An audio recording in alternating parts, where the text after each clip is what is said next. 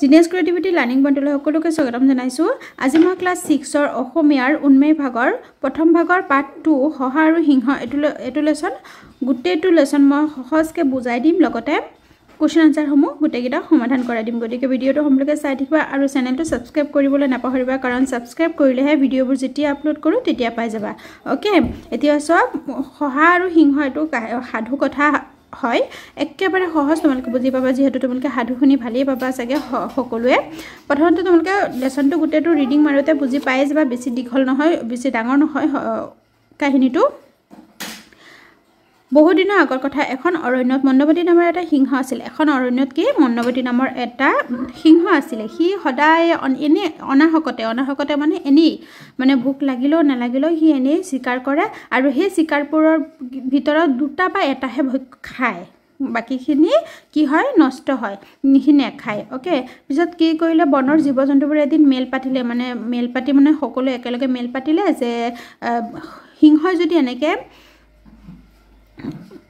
যদি এনেকে কি হয়, সিংহৰ পৰা কেনেকৈ হাত সাৰিব পাৰিব, সেই মেলত সিহঁতে সিংহটোৰ হাতৰ পৰা কেনেকৈ ৰক্ষা পাব পাৰি সেই বিষয়ে আলোচনা কথা পাতিলে আৰু আলোচনা কৰিলে। গতিকে সিহঁতে আলোচনা কৰি তেতিয়া সিংহটোৰ ওচৰত গ'ল। সিংহটোৰ ওচৰত হাতজোৰ কৰি ক'লে যে মহাৰাজ, আপুনি যদি প্ৰতিদিনে যধমনে অৰণ্য জন্তুবোৰ বধ কৰি থাকে তেনেহ'লে অতি কম দিনৰ ভিতৰতে অৰণ্য জীৱ জন্তু নোহোৱা হৈ যাব। তেতিয়া আপুনি কাক লৈ ৰাজত্ব কৰিব, সেয়ে আমি প্ৰতিদিনে একোটাকৈ জন্তু আপোনাৰ ক্ষুধা নিবাৰণৰ বাবে পাল পাতি পঠিয়াই থাকিম বুলি থিৰাং কৰিছোঁ। তেতিয়া মানে বাকী জন্তুবোৰে মানে ভাবিলে যে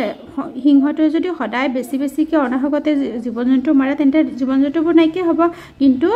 এদিনত যদি এটা জীৱ জন্তু খায় তেতিয়াহ'লে কি হ'ব, জীৱ জন্তুবোৰ মৃত্যুৰ সংখ্যাটো কমিব, হয়নে নহয়? সেইবাবে জীৱ জন্তুবোৰে মানে আলোচনা কৰিলে আৰু সিংহক গৈ ক'লে যে আপুনি যদি জীৱ জন্তুৱে যদি অৰণ্যত নাথাকে আপুনি কাক লৈ ৰাজত্ব কৰিব। তেতিয়া এনেকৈ ক'লে আৰু ক'লে যে আমি সদায় প্ৰতিদিনে এটাকৈ আমি জীৱ জন্তু দিম আপোনাৰ ক্ষুধা নিবাৰণৰ বাবে, আপোনাৰ ভোক মানে মৰিবলৈ কাৰণে। এনে কৰিলে আপুনি চিকাৰ ধৰিবলৈ একো কষ্ট কৰিব নালাগে, মানে এনেকৈ কৰিলে আপুনি কি চিকাৰ কৰিবলৈ কষ্ট কৰিব নালাগে, অনাহে খাই থাকিব পাৰিব, মানে সদায় জীৱ জন্তুবোৰ খাই থাকিব পাৰিব। সিহঁতৰ কথা শুনি ৰজা মণ্ডৱতীয়ে ভাবি চিন্তি গহীনাই ক'লে, আৰু বাৰু তহঁতৰ প্ৰস্তাৱত মই সন্মতি দিলোঁ, কিন্তু তহঁতে এদিনৰ বাবেও যদি জন্তু পঠিওৱা বন্ধ কৰ তেনেহ'লে তাৰ পিছদিনাখনে মই তহঁতক সবংশেহে নাশ কৰি, মানে এদিন যদি তহঁতে সিহঁতে যদি নপঠায় জন্তুবোৰ, এটা জন্তু নপঠায় তেন্তে কি হ'ব, গোটেইবোৰকে ধ্বংস কৰি পেলাব, খাই পেলাব। জীৱ জন্তুবোৰে সিহঁতৰ কথাত মান্তি হৈ গুচি গ'ল। তেতিয়া জীৱ জন্তুবোৰ কথা মান্তি হ'ল আৰু সিংহটোৱে মান্তি হ'ল যে হ'ব, সিংহটোৱে সদায় অনাহকতে জন্তুবোৰ নামাৰে, সদায় এটা এটাকৈ সিহঁতি পঠিয়াব, তেতিয়া সি সেইটো খাব। কথামতে সিহঁতে প্ৰতিদিনে একোটাকৈ জন্তু পহু ৰজাৰ ওচৰলৈ পঠিয়াই থাকিল। তেতিয়া যেনেকৈ জন্তুবোৰে কথা কৈ গৈছিল সিংহটোৰ ওচৰত এটাকৈ জন্তু দিব, তেনেকৈ দি থৈ গ'ল। এদিন কি হয়, এটা শহাৰ পাল পৰিল। তেতিয়া শহাটোৱে লাহে ধীৰে সিংহটোৰ ওচৰলৈ গৈ থাকিল। সি মণ্ডৱতীৰ পৰা কেনেকৈ হাত সাৰিব পাৰি তাৰে উপায় ভাবি, মানে কেনেকৈ মণ্ডৱতী মানে সিংহটোৰ পৰা কেনেকৈ হাত সাৰিব পাৰিব, তেনেকৈ মানে যাতে সি মৃত্যু নহয়, সিংহটোৰ চিকাৰত নপৰে, তেনেকৈ কেনেকৈ উপায় সি ভাবি গৈ থাকিল। তেতিয়া হঠাৎ এটা কুঁৱাৰ ওচৰ পালে, আৰু কুঁৱাটো ফটফটীয়া পানী, কুঁৱাটোৰ পানীটো বহুত চাফা আছিল, আৰু সি জুমি চালে তাৰ নিজৰ প্ৰতিবিম্বটোৱে দেখা পালে। যেতিয়া কুঁৱাৰ ওচৰত এনেকৈ জুমি চালে তাৰ পিকচাৰটো, যেতিয়া চাফা পানীত চাবাচোন, তোমালোকৰ ওচৰত যাবা, তেতিয়া তোমাৰ নিজৰ প্ৰতিবিম্বটো, নিজৰ চাহটো, নিজৰ প্ৰতিচ্ছবিটো দেখা পাবা, হয়নে নহয়? হঠাৎ তাৰ মনত তেতিয়া এটা বুদ্ধি খেলালে। বুদ্ধিটো কি খেলাইছে এতিয়া তোমালোকে পাবা। চোৱা, ইতিমধ্যে বেলিয়ে ভাটি দিছে, ইফালে ভোকত অস্থিৰ হৈ সিংহই খঙত তৰ্জন গৰ্জন কৰি অৰণ্য কঁপাই তুলিছে, মানে এইফালে বেলি প্ৰায় ডুবিব ওলাইছে। তেতিয়া কি হৈছে, সিংহৰ পূৰা ভোক লাগিছে, ভোকত পূৰা গৰজি আছে, আৰু অৰণ্য পূৰা কঁপাই তুলিছে, চিঞৰ বাখৰ কৰি আছে। বহু বেলিৰ মূৰত শহাটোক দেখাৰ লগে লগে সিংহটোৱে খঙেৰে সুধিলে, তোৰ কিয় ইমান পলম হ'ল? ভোকত মোৰ পেটে কাও কাও শব্দ কৰিছে, আজি মই তহঁতক সবংশে নাশ কৰিম। মানে ভোকত মোৰ পেটত মানে বহুত ভোক লাগিছে সিংহটোৰ, আৰু সেইবাবে তাৰ খং উঠিল, যাৰ বাবে গোটেই জীৱ জন্তুবোৰক নাশ কৰিব বুলি ক'লে। আৰু তেতিয়া শহাটোৱে ভয়ত ইনাই বিনাই ক'লে যে সিটো এটা বুদ্ধি পাঙি আহিছিলে মনত, আৰু সেই বুদ্ধিটো সি মানে চতুৰতাৰে সিংহটোৰ আগত ব্যক্ত কৰিছে কেনেকৈ কৈছে চোৱা সৰু জীৱ এটাৰে মহাৰাজৰ ভোক নপলাব বুলি ভাবিছিলোঁ মানে শহাটো নিজে সৰু গতিকে সৰু জীৱ এটাৰে সিংহৰ ভোক নকমিব তেনেকৈ ক'লে শহাটোক মহাৰাজা বুলি কৈছে সিংহটোক শহাটোৱে তেতিয়া সিয়ে পাঁচটা আমি মানে সিহঁতে সি ক'লে যে সিংহই ক'লে যে আমি পাঁচটা শহা আহিছিলোঁ কিন্তু বাটতে এটা সিংহক লগ পালোঁ আৰু সিংহই লগ পাই আমাক ক'লে যে সিয়ে আমাৰ ৰজা বনৰ ৰজা যেতিয়া অন্য এটা সিংহ আগবাঢ়ি ধৰিছিল আৰু সেই সিংহটোৱে কৈছিলে যে মই তহঁতৰ বনৰ ৰজা গতিকে তহঁতে তেওঁৰ ওচৰলৈ কাৰ ওচৰলৈ গৈ আছে এনেকৈ সুধিছিলে মহাৰাজ ভোজনাৰ্থে আমি আমাৰ পাল পৰিছে গতিকে শহাটোৱে তেতিয়া সেই সিংহটোক কৈছে যে মহাৰাজ বুলি কৈছে মন্দমতি সিংহক গতিকে মহাৰাজে আমাক খাব সেইবাবে আমি মোৰ পাল পৰিছে আমাৰ আজি পাল পৰিছে গতিকে আমি তেওঁৰ ওচৰলৈ গৈ আছোঁ তেতিয়া সেই সিংহটোৰ তৰ্জন সেই সিংহ মানে মন্দমতি নহয় যোনটো আৰু এটা সিংহ লগ পাইছিল বুলি যোনটো কাহিনী বনাইছে সঁচা অৰ্থত সেইটো লগ পোৱা নাছিলে শহাটোৱে চাল কৰিছিলে গতিকে তেতিয়া সেই সিংহটোৱে তৰ্জন কৰিছে বুলি কৈছে মন্দমতিৰ আগত শহাটোৱে আৰু তেওঁৱেই বনৰ ৰজা বুলি ক'লে তহঁতৰ অন্য ৰজা আকৌ মানে সেই সিংহটোৱে ক'লে যে শহাটোক তহঁতৰ আকৌ বনৰ ৰজা ওলাল এতিয়া তাক ওচৰলৈ মাতি আন মানে সিংহটোৱে শহাটোক বোলে কৈছে মন্দমতিক মাতি আনিবলৈ মই তাৰ যুঁজি চাম গতিকে সেই দুইটা যুঁজি চাম বুলি ক'লে যদি সি মোতকৈ বলি হয় যদি মন্দমতি বলি হয় তেন্তে মন্দমতিয়ে ৰজা হ'ব তেতিয়া আমি আমাৰ ৰজাক মাতি আনি যেতিয়া শহাটোৱে আকৌ চাল কৰি ক'লে যে মন্দমতিৰ আগত কৈ আছে এনেকৈ এইখিনি কথা আকৌ মন্দমতিৰ আগতহে কৈ আছে শহাটোৱে যেতিয়া শহাটোৱে মানে ক'লে এনেকৈ যে আমি আমাৰ ৰজাক মাতি আনোগৈ বুলি কোৱাত সিংহটোৱে খঙেৰে কৈছিল সেই কথা হ'ব নোৱাৰে তহঁতে চল কৰি মোৰ পৰা হাৰি যাব নোৱাৰা মানে সেই এনেকৈ ক'লে হাৰি যাব নোৱাৰ তহঁতৰ 5টাৰ 4টা মোৰ ওচৰত বন্ধকত থাক মানে শহাটোৱে মন্দমতিৰ আগত এনেকৈ ক'লে যে সেই সিংহটোৱে আমাক কৈছিলে যে 5টাৰ 4টা আমাৰ বন্ধকত থাক এটাই গৈ তাক মোৰ ওচৰত হাজিৰ কৰহি গতিকে মহাৰাজ এতিয়া আপুনি ইয়াৰ এটা বিহিত ব্যৱস্থা কৰক মানে শহাটোৱে চাল কৰিছে যে 5টা আহিছিল তাৰে 4টা সেই সিংহটোৰ ওচৰত বন্ধকত আছে গতিকে শহাটোৱে মন্দমতিক কৈ আছে যে আপুনি এটা বিহিত ব্যৱস্থা লওক সলিউশন এটা দিয়ক মানে শহাটোৰ কথাখিনি শুনাৰ লগতে যেতিয়া শহাটোৱে এনেকৈ কাহিনীখিনি ক'লে সেইটোতো মন্দমতি নাজানে এইটো মিছা কথা কিন্তু শহাটোৱে এনেকুৱাকৈ কৈছে যাতে সিংহটো মানে সঁচা বুলিয়ে ভাবিলে তেতিয়া শহাটোৰ কথা শুনিয়ে মন্দমতিৰ খং উঠিল তাৰপিছত কি ক'লে যে কি তাৰ ইমান সাহ এতিয়া মোক তাৰ ওচৰলৈ লৈ বল আজি মোৰ হাতৰ পৰা সি কোনোমতে নিস্তাৰ নাপায় তেতিয়া খং উঠি গ'ল আৰু শহাৰ লগত গ'ল সি সিংহটোৰ লগত যুদ্ধ কৰিবলৈ শহাটোৱে মন্দমতি কুৱাটোৰ ওচৰত তেতিয়া শহাটোৱে কি কৰিলে সি কুৱাটোৰ ওচৰত যোনটো পানী ফটফটীয়া পানী আছিলে সেই কুৱাটোৰ ওচৰত লৈ গ'ল কুৱাটোৰ কাষ পাই শহাটোৱে ক'লে মহাৰাজ আপোনাক দেখি সি এই কুৱাটোত পলাইছে তেতিয়া শহাটোৱে ক'লে যে মন্দমতিক সেই সিংহটোৱে আপোনাক দেখা পাই কুৱাটোত লুকাইছে শহাৰ কথা শেষ নহওঁতে মন্দমতিয়ে খঙত একো নাই হৈ কুৱাটোত জুমি চালে যেতিয়া সিংহটোৱে চোৱা পিকচাৰটো আছে নহয় কুৱাটোত জুমি চালে তেতিয়া কি হৈছে সেই কুৱাটোৰ নিজৰ প্ৰতিচ্ছবিটো নিজৰ চাহটোকে দেখা পালে আৰু চাহটো দেখা পাই যেতিয়া গৰজ দিছে তেতিয়া কি হয় সেই চাউণ্ডটো কি হয় কুৱাৰ ভিতৰৰ পৰা প্ৰতিধ্বনি হিচাপে ওলাই আহিল আকৌ সেই চাউণ্ডটো আকৌ বাহিৰলৈ ওলাই আহিল তেতিয়া সিংহটোৱে ভাবিছে যে আৰু এটা সিংহ তাত আছে গতিকে লগে লগে মন্দমতিয়ে কুৱাৰ ভিতৰত থকা সিংহটোক ধৰোঁ বুলি কুৱাটোত জাপ দিলে এইখিনিতে কাহিনীটো সমাপ্ত একেবাৰে ধুনীয়া আৰু একেবাৰে সহজ কাহিনী তোমালোকে নিজে বনাই লিখিব পাৰিবা আনচাৰবোৰ গতিকে কাহিনীটো মই বুজাই দিলোঁ এতিয়া ইয়াৰ প্ৰশ্ন উত্তৰবোৰ মই সমাধান কৰিলোঁ গতিকে সম্পূৰ্ণ ভিডিঅ'টো চাই থাকিবা ইয়াত চোৱা জানি থোৱা অহা আছে এইখিনি তোমালোকে পঢ়িবা ভালকৈ ইয়াৰ পৰা হয়তো শৰ্ট কুৱেশ্যন আহি যাব পাৰে এতিয়া প্ৰশ্ন উত্তৰসমূহ চোৱা MCQ দুটা দিছে প্ৰথম পাঠটোতো তোমালোকে দুটা MCQ টাইপ দিছে এইটো পাঠটো দিছে গতিকে তোমালোকে MCQ অসমীয়াত আহিব জীৱ জন্তুবোৰে অৰণ্যৰ পৰা সিহঁত নোহোৱা হৈ যাব বুলি কিয় ভয় কৰিছিল জীৱ জন্তুবোৰে কিয় ভয় কৰিছিল কাৰণ যধেমতে সিংহটোৱে অনাহকতে মানে জন্তুবোৰ বধ কৰিছিলে হয়নে নহয় গতিকে এনসাৰটো কোনটো হ'ব অৰণ্যখনত মন্দমতি নামৰ সিংহটো থকাৰ বাবে এটো কাৰণে নহয় মন্দমতিয়ে যধেমতে জন্তুবোৰ বধ কৰাৰ বাবে এটো কাৰণে হয় সিংহটোৱে শহাটোৰ বংশ নাশ কৰিম বুলি কোৱাৰ বাবে হাবিলৈ অৰণ্য অন্য এটা সিংহ বুলি ভবাৰ বাবে এইকেইটা নহয় গতিকে আনসাৰটো কি হ'ব মন্দমতিয়ে যধমতে জন্তুবোৰ বধ কৰাৰ বাবে মানে এনেই অনাহকতে বস্তু জন্তুবোৰ বধ কৰি থাকে কিন্তু তাৰ এটা বা দুটাহে খায় হয়নে নহয় গতিকে খ নম্বৰটো তোমালোকে এনেকৈ পূৰ কৰি দিবা ওকে ইয়াত চিন দিব নালাগে যোনটো MCQ নিচিনা এনেকৈ দিছে যোনটো বক্সৰ ভিতৰত এনেকৈ চাৰ্কুলবোৰ দিছে এই চাৰ্কুলটোত যোনটো শুদ্ধ আনসাৰ সেইটো চাৰ্কুলটো কমপ্লিট কৰিব লাগিব মানে কালাৰ কৰিব লাগিব পেঞ্চিলেৰে কৰিব লাগিব মন্দমতিয়ে কুৱাটোৰ ভিতৰলৈ কিয় জাপ দিছিল অন্য এটা সিংহ থকাৰ বাবে কুৱাটোৰ ভিতৰত অন্য এটা সিংহ থকা বুলি ভবাৰ বাবে গতিকে এইটো ঘ নম্বৰটোও তোমালোকে কালাৰ কৰি দিবা 2 নম্বৰ প্ৰশ্নটো চোৱা এই দুটাৰ লগত সংগতি ৰাখি দিছে তুমি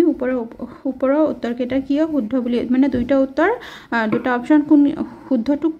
কোন এই পইণ্টকেইটা কিয় শুদ্ধ বাছি লৈছে সেইটো তোমালোকে ক'ব লাগে গতিকে এইটো কোৱেশ্চন তোমালোকে নাহে কিন্তু তথাপি মই আনসাৰটো দি দিছোঁ চোৱা মন্দমতি নামৰ সিংহটো মই লাহে ধীৰে পঢ়ি দিওঁ যাতে তোমালোকে শুনিব মানে স্পষ্টকৈ শুনিব কাৰণ মোৰ হেণ্ডৰাইটিংবোৰ অলপ পেকুৱা আৰু মই PDF কৰি থকা না কাৰণ PDF কৰিলে বহুত টাইম লাগে তোমালোকে এনসাৰবোৰ সোনকালে নহ'লে নাপাবা মন্দমতি নামৰ সিংহটোৱে প্ৰতিদিনে অনাহকত অৰণ্যৰ জীৱ জন্তুবোৰ বধ কৰিছিল যাৰ বাবে অন্যান্য জীৱ জন্তুবোৰে ভয় খাইছিল তাৰপিছত পেৰাগ্ৰাফ চেঞ্জ কৰি লিখিবা মন্দমতি নামৰ সিংহটোৱে শহাৰ বুদ্ধিত ভুল গৈ নিজৰ চাহটোকে অন্য সিংহ বুলি ভাবি যুদ্ধ কৰিব গৈ কুৱাটোত জাপ দিলে গতিকে ওপৰৰ দুয়োটা উত্তৰে শুদ্ধ বুলি বাছি সেইবাবে লিখিবা গতিকেটো নালাগে সেইবাবে লিখিবা সেইবাবে ওপৰৰ দুয়োটা উত্তৰে শুদ্ধ বুলি বাছি ললো তাৰপিছত এইটো সাধুটো ক'ব দিছে গতিকে তোমালোকে ধুনীয়াকৈ ক'ব পাৰিবা সাধুটো যেতিয়া পঢ়িবা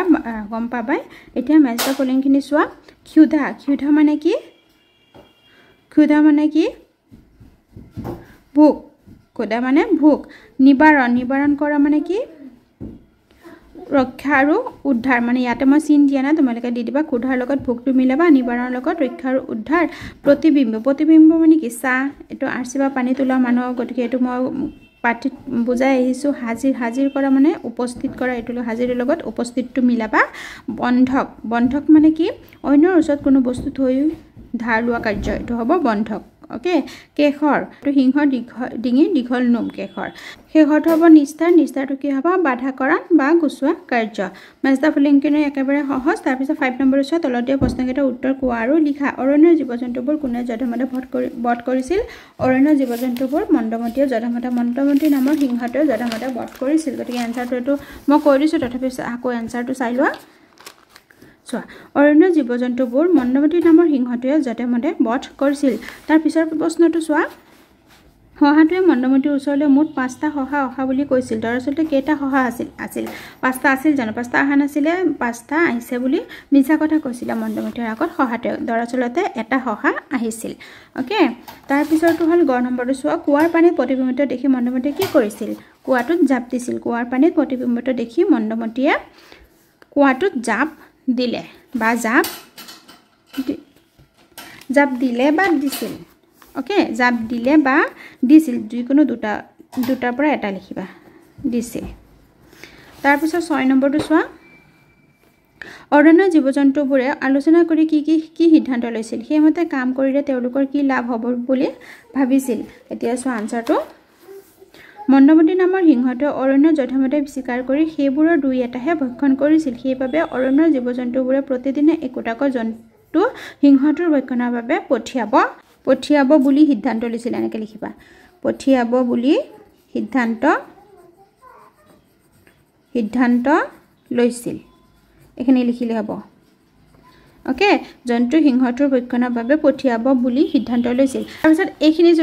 এইখিনি হল জন্তু সেকেন্ড কোৱেশ্চনটো আছে সেইমতে কাম কৰিলে তেওঁলোকৰ কি লাভ হ'ব বুলি ভাবিছিল এনে কৰিলে বা সেইমতে কাম কৰিলে লিখিলে হল এনে কৰিলে জীৱ জন্তুবোৰৰ মৃত্যুৰ হাৰ কমি যাব বুলি ভাবিছিল পেৰাগ্ৰাফ চেঞ্জ কৰি লিখিবা মোৰ ইয়াত ঠাই হোৱা নাই কাৰণে হেতু পেজত লিখিলো প্ৰথম এইখিনি হ'ব তাৰপিছত পেৰাগ্ৰাফ চেঞ্জ কৰি এইখিনি হ'ব ওকে তাৰপিছত কুৱাৰ পানীত শহাটোৱে তাৰ প্ৰতিবিম্বটো দেখি কি বুদ্ধি পাঙিছিল এটো খ নম্বৰ উত্তৰটো চোৱা কুৱাৰ পানীত শহাটোৱে তাৰ প্ৰতিবিম্বটো দেখি মনত এটা বুদ্ধি পাঙিছিল শহাটোৱে কুৱাটোৰ ভিতৰত সিংহটোক পেলোৱাৰ বুদ্ধি পাঙিছিল বা তোমালোকে যদি সৰুকে লিখিব বিচাৰে এইখিনিৰ পৰা এইখিনি নিলিখি ইয়াৰ পৰা লিখিব পাৰা শহাটোৱে কুৱাটোৰ ভিতৰত সিংহটোক পেলোৱাৰ বুদ্ধি পাঙিছিল এইখিনি লিখিলে হৈ যাব গ নম্বৰটো সিংহটোক পতিয়ন নিয়াবলৈ ভয়তে সহায় ইনাই বিনাই কি কথা কৈছিল এটো তোমালোকে চোৱা ইয়ালৈকে ইয়াৰ পৰা লিখিলে হ'ব সৰুৰ পৰা চোৱা হহাটো ভয়তে ইনাই বিনাই ক'লে ইয়াৰ পৰা লিখিব লাগিব গোটেইটো বহুতখিনি হ'ব একেবাৰে ইয়ালৈকে পাবগে ওকে ইয়ালৈকে পাবগে কিন্তু মই নিজৰ ভাষাতে অলপ সৰুকে লিখিবলৈ চেষ্টা কৰিছো চোৱা মই পঢ়ি দিছো গতিকে তেনেকে লাইন বাই লাইন তোমালোকে পঢ়িলে মুখস্থ নাথাকিব ইমান দীঘলকে চোৱা সিংহক পতিয়ন নিয়াবলৈ ভয়তে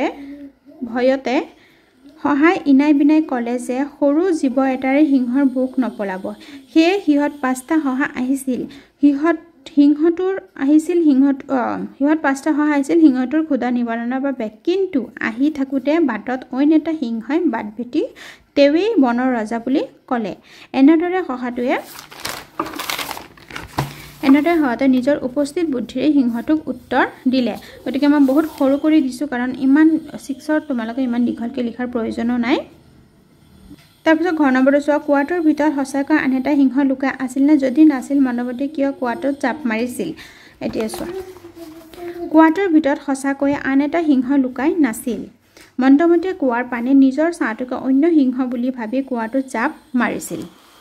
আৰু অন্য সিংহ বুলি ভাবি যুদ্ধ কৰিবলৈ ইয়াতে লিখিব পাৰা যুদ্ধ বা যুদ্ধ কৰিবলৈ কোৱাটোত জাপ মাৰিছিল তেনেকৈ লিখি দিবা ওকে তাৰপিছত 7 নম্বৰটো চোৱা কোনে কাক আৰু কিয় কৈছিল এনে কৰিলে আপুনি শিকাৰ ধৰিবলৈ একো কষ্ট কৰিব নালাগে আৰু হেহে অনাহে খাই বৈ থাকিব পাৰিব এখিনি কোনে কৈছিল জন্তুবোৰে কৈছিল মণ্ডপতি সিংহক গতিকে উক্ত কথা ইয়াতে লিখিবা প্ৰথমতে উক্ত কথাষাৰ অৰণ্যৰ জীৱ-জন্তুবোৰে মণ্ডপতি নামৰ সিংহটোক কৈছিল ওকে তাৰ পিছত এখিনি প্যাৰাগ্ৰাফ চেঞ্জ কৰি লিখিব পাৰা নহলে এনেকৈ লিখি দিব পাৰা কিন্তু প্ৰথম উক্ত কথাটো লিখি লবা কাৰণ সিংহটোৱে অৰণ্যৰ জীৱ-জন্তুবোৰ অনাহকতে শিকাৰ কৰি ধ্বংস কৰিছিল তাৰ পিছত খ নম্বৰটো চোৱা কি তাৰ ইমান সাহ এতিয়া মোক তাৰ ওচৰলৈ লৈ বল আজি মোৰ হাতৰ পৰা হি কোনোমতে নিস্তাৰ নাপাব মানে কি মণ্ডপতি সিংহই কৈছিল সহাটোক মণ্ডপতি নামৰ সিংহটোৱে চতুৰ বুদ্ধি সম্পন্ন সহাটোক কৈছিল বা এখিনি নিলিখিলে হ'ব মণ্ডপতি নামৰ সিংহটোৱে সহাটোক কৈছে তেনেকৈ লিখিলে হ'ব এখিনি যদি নিলিখা দে উক্ত কথাটো প্ৰথমতে লিখি ল'ব দে এখিনি মই লিখা হোৱা নাই উক্ত কথাষাৰ তাৰ পিছত হ'ব কাৰণ কিয় কৈছিল কাৰণটো লিখিব দিছে কাৰণ সহাটোৱে নিজৰ বুদ্ধিৰে সিংহটোক কৈছিল যে অন্য এটা সিংহ বনৰ ৰজা সহাটোৰ এনে কথা শুনি সিংহই গলগলীয়া মাতেৰে উক্ত কথাষাৰ কৈছিল এতিয়া চোৱা প্ৰশ্ন উত্তৰসমূহ হ'ল এতিয়া গ্ৰামাৰ সেকশনটো ভাষা অধ্যয়ন 8 নম্বৰ কোৱেশ্চনটো চোৱা বিপৰীত অৰ্থ বুজা শব্দবোৰ পাঠৰ পৰা বিজাইলিয়ে লিখা বিপৰীত শব্দ পাঠৰ পৰা লিখা মানে কি এক্সামটো আৰু পাঠৰ পৰা চাই লিখিব নিদিয়ে গতিকে তোমালোকে ভালকৈ পঢ়ি থবা নিৰ্বলিটো হ'ব বলি সুখ দুখ স্থিৰ অস্থিৰ দূৰ ওচৰ বৰ্জন গ্ৰহণ প্ৰজা ৰজা অসন্মত সন্মত চঞ্চল অচঞ্চল হ'ব ধীৰু হ'ব যিকোনো এটা লিখিলে হৈ যাব ওকে তাৰ পিছত 9 নম্বৰটো বাক্য ৰচনাখিনি চাই লোৱা তোমালোকে যেনেকৈ সহজ পোৱা তেনেকৈ লিখিলে হ'ব বাক্য ৰচনাখিনি তথাপিও মই দি দিছো চোৱা এটো হ'ব 9 নম্বৰ ৰাজত্ব পুৰণি কালৰ ৰজা মহাৰাজা ৰাজত্ব কৰিছিল ৰাজত্ব দুই ধৰণৰ দিছো আহোমসকলে অসমৰ ৰাজত্ব কৰিছিল যিকোনো এটা লিখিলে হ'ব দে প্ৰস্তাৱ তুমি দিয়া প্ৰস্তাৱটো মই গ্ৰহণ কৰিছো প্ৰস্তাৱ আৰটা দিছো চোৱা ৰামৰ ঘৰৰ পৰা ৰীতালৈ বিয়াৰ প্ৰস্তাৱ আহিছে প্ৰতিবিম্ব আমি আপোনাৰ নিজৰ প্ৰতিবিম্ব দেখিবলৈ পাও এটো চন্দ্ৰবিন্দু এটা দি দিবা তাৰ পিছত প্ৰতিধ্বনি বস্তু নথকা কোঠাত আমাৰ মাতবোৰ প্ৰতিধ্বনিত হয় অনায়াসে আমি অনায়াসে জীৱ-জন্তু বধ কৰিব নালাগে এইবোৰ যোনবোৰ ওয়াৰ্ডবোৰ থাকে সেইবোৰৰ তলত দুটা লাজ দি দিবা ওকে তাৰ পিছত চোৱা 10 নম্বৰটো কি কৈছে এটা খালি ঠাই দিছে আৰু এই ফুলপা দিছে ফুলপাৰ পৰা মানে শুদ্ধ উত্তৰটো বাছি লিখিব লাগিব জুনমনিহতৰ ঘৰৰ কাহিনী এটি নিজৰা কি হয় কুলুকুলুকৈ বয় গতিকে কুলুকুলু ওয়াৰ্ডটো ইয়াত হ'ব ফুলনিখনত ফুলবোৰ কি হয় জকমককে ফুলে গতিকে জকমক ওয়াৰ্ডটো ইয়াত হ'ব ফুলবোৰত ভুমৰাই কি কৰে গুণগুণ কৰে গুণগুণটো এটোত হ'ব 3 নম্বৰ খালি ঠাইটোত নিয়ৰৰ টোপালবোৰ কি টুপটুপকে পৰে গতিকে টুপটুপটো হ'ব 4 নম্বৰটো দেশ কৈ বতা কেনকে বলে ৰিপ কৈ ইয়াতে বতা ৰিপ কৈ বতা বলিছে ইয়াত হ'ব গোলাপৰ পুলিটো মই লিখি দিয়া নাই কাৰণ এটো যেহেতু ষ্টুডেন্ট এটাৰ বুক হয় গতিকে লিখি দিয়া নাই ইয়াতে স্কুলত যেহেতু লিখাব গোলাপৰ পুলিটো দেশ কৈ বাঢ়ি আহিছে গোলাপৰ পুলিটো কি লহপহকে এটো লহপ আছে এয়া লহপহকে বাঢ়ি আহিছে তাকে দেখি জুনমনে দেশ কৈ হাঁহিছে কি খিলখিলকৈ হাঁহিছে ওকে একেবাৰে সহজ এবোৰ খালি ঠাই তোমালোকৰ আহিব দে নেক্সট 11 নম্বৰটো চোৱা দুইজনৰ দলত বিভক্ত হৈ উদাহৰণ চাই অন্তমিল থকা মানে শেষৰ অন্তমিল মানে শেষৰ আখৰবোৰ মিল থকা লিখিব লাগিব প্ৰথমটো দি দিছে চোৱা গলগলিয়া খলহলিয়া চলচলিয়া মলমলিয়া তাই এনেকৈ কি হ'ব টিকটিকিয়া চিকচিকিয়া মিটমিটিয়া টকটকিয়া ওকে তাৰপিছত জকমক চকমক চকচক টকটক চিকচিক মিকমিক ৰিবৰিব তাৰপিছত পেজ নম্বৰ 30 চোৱা কি দিছে ইয়াতে তোমালোকৰ মানে জুৰীয়া শব্দ লিখিব দিছে কেইটামান দি দিছে আৰু কেইটামান পাঠৰ পৰা লিখিব দিছে হয়তো তোমালোকে একদম এনেকৈ দিব যে দুটা বা তিনিটা জুৰীয়া শব্দ লিখা এতিয়া চোৱা জুৰীয়া শব্দ বুলি দিছে জীৱ জন্তু ভাবি চিন্তি খাই পোৱা চিঠি পত্ৰ খেতি বাতি গছ গছনি অংগ পতংগ খা খবৰ শকত আৱত লাল কাল হাই উৰমি আলহী অতিথি সুখ শান্তি এইবোৰ হ'ল জুৰীয়া শব্দ তাৰপিছত 14 নম্বৰটো সহাটোৰ মনত খেলোৱা বুদ্ধিটো সঠিক আছিল নে দলত আলোচনা কৰি নিজৰ মতামত প্ৰকাশ কৰা উত্তৰটো চাই লোৱা চোৱা সহাটোৰ মনত খেলোৱা বুদ্ধিটো সঠিক আছিল কাৰণ সহাটোৰ বুদ্ধিৰ ফলত মন্দমতি নামৰ সিংহটো কুৱাৰ ভিতৰত পৰিল সিংহটো কুৱাৰ ভিতৰত জাপ নিদিলে সি অৰণ্যৰ সকলো জীৱ জন্তুবোৰ খাই নিশেষ কৰিলেহেঁতেন উত্তৰটো এইটো 14 নম্বৰৰ তাৰপিছত হ'ল 15 নম্বৰটো সাধুটোত সহাটোৱে বুদ্ধিৰে অৰণ্যৰ জীৱ জন্তুবোৰ প্ৰাণ ৰক্ষা কৰিলে তোমাৰ অঞ্চলত যদি